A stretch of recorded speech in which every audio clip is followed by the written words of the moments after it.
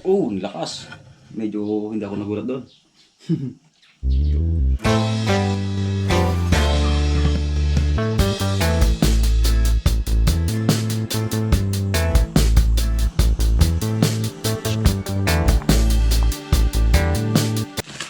Parang bata lang yun, no? Nagkakanton.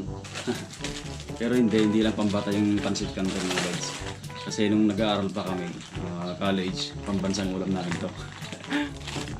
Nagsama kayo ng itlog. Mahal kayo dyan. Yun. Kamalikot, baka bumagsak ka. Yan. So may nakahanda tayong tubig dito mga lods. Dito natin ilalagay. Yun. Ito, palamigin natin yan. Mas gusto ko sa kanton yung yung talagang naluto, yung medyo may pagka-overcook. Si Ate Chang naman, si Ate Chi, mas gusto niya yung medyo half cook. Sa akin ayoko ng ganun. Parang nalalasahan ko kasi yung harina mga lods. Medyo malambot na. Tingin ko pwede na to, so papatayin na natin. Yan, close na natin dito. Yan! Yan na siya mga lods. So tatanggalan lang natin ng tubig mga lods. Usok-usok pa.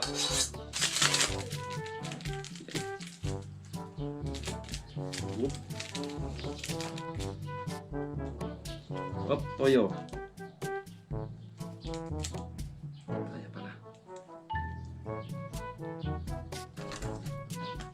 Halo natin mga lods. Nagpapawisan na ako. Init. So halo na. Lang. Hiling ko tama lang mga lods. You know. Ano gusto ko? Tama lang. Kasi kukutsarahin talaga natin yan mga lods. Ito na. Sarap naman. Ito mga lods, oh. Ano gusto ko? Tama. Siyempre, sayang yan. Kasama sa binayaran natin yan. Ay, utang pala.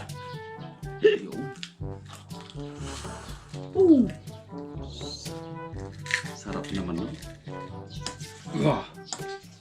Unang kagat.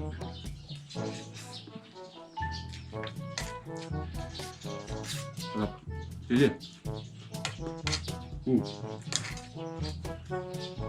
Itlog.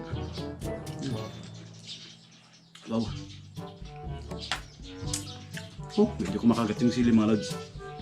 Baka pagpawisan tayo dito. Sipin ko na lang pansit kabaga. Ouch! Ayun na. Kumagat nga. Isipin na lang natin mga lods, pansit kabagan to kaya pansit batil patong. Mga lods, oh. Wow! Suabe, sarap. Sili pa ulit. Pag mabitin tayo mga lods, nasa labas lang yung sili, yung puno. Ginutom ako mga lods. Gusto kong magkanin pero huwag na lang, malaki na yung tiyan ko eh.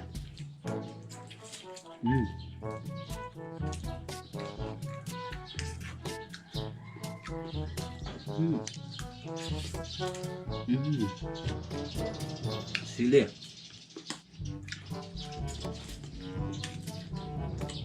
Wala nang sili mga lods. Kukuha na ako.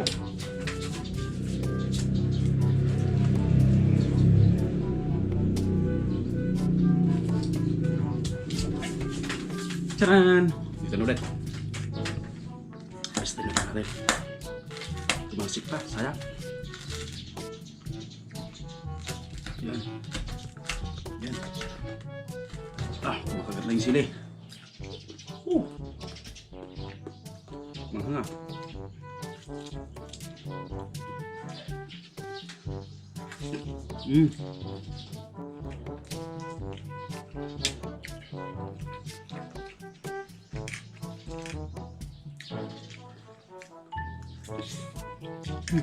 Parang bitin yung dalawa. Pero okay na yun.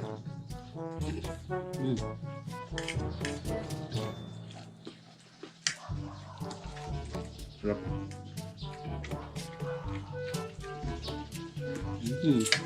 Alam niyo mga lods, yung na-miss ko sa Pancit Canton. Wala naman. Yung ano lang, yung dating sukot lang niya na ganyan. No? Ay, yung hugis pala. Diba? Kasi ginawang bilog eh.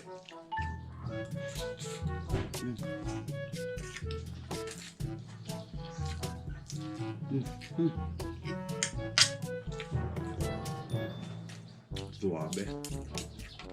Ang galing naman ng naka-invento ng sili. Kasi pag kumakain kami ngayon, pag may sabaw, di kompleto pagka walang sili. Pagka may munggo, di kompleto pag walang sili mga rods. Promise. Yung sawsawang suka sa mga prito, di kompleto pag walang sili. Pancit Canton, di pwede pagka walang sili mga rods. Tulad ng ganito.